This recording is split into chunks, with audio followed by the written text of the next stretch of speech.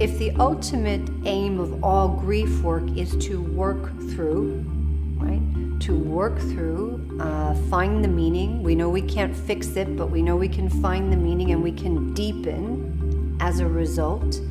How are we going to do that if nobody acknowledges the loss?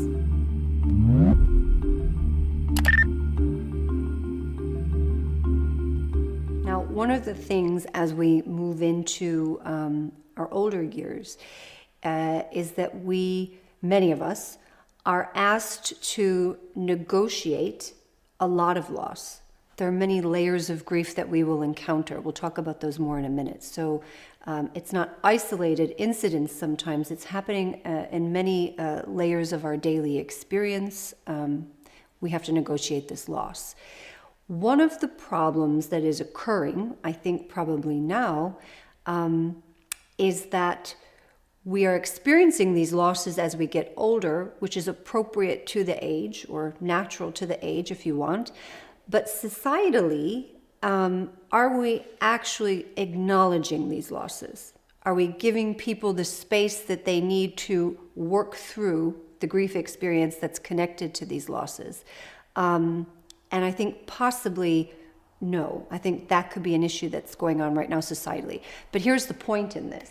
So if we aren't being given the space that we need to actively grieve, to be alive in our grief, to feel all those emotions that are there and move through them, we also become estranged from this almost ageless part, from this part of us that has these gifts, strengths, values, these things we need to draw upon to sort of move us through it.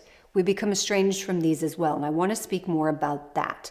So we hear a lot about, let's say, something like depression in older adults, okay? And we need to clarify a few things there. Older adults can become depressed just like any other age.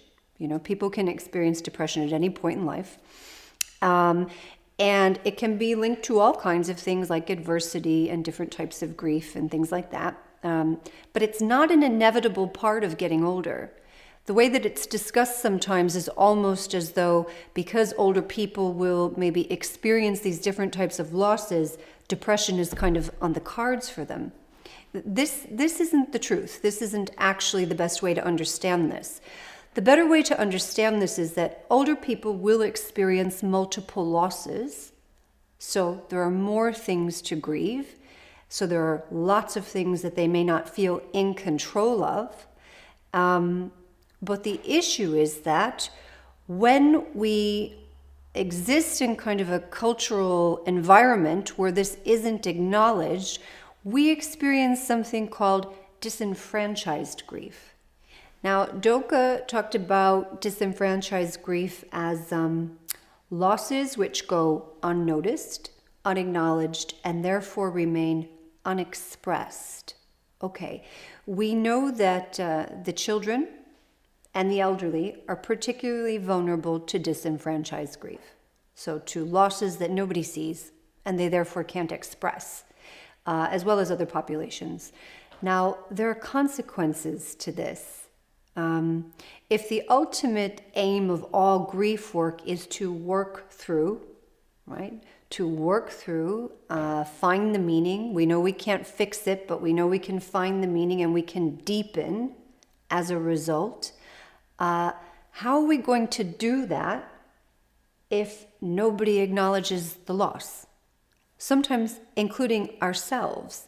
So, this is really tricky because we're then kind of estranged from a very important initiation that we need to go through. If we can't work through our sense of loss, it has an impact on identity. It's not just a painful experience, it cuts into almost who we think we are, okay? This is insidious. Now, we talked about good grieving and bad grieving, and this is when it moves into that bad grieving territory, okay? So Freud, for instance, talked about the difference between a mourning and a melancholia, okay? An active mourning process. I feel my loss, I feel it, and I work through it. Melancholia is different. It simply settles into the personality, okay? Sometimes we talk about things like more complicated forms of grief, or sometimes depression. Okay, what I'm saying is, in a very long-winded way, is there is a good way to grieve and a bad way to grieve, and it will all break down at the start if we can't acknowledge that there is something to grieve, and sometimes many things.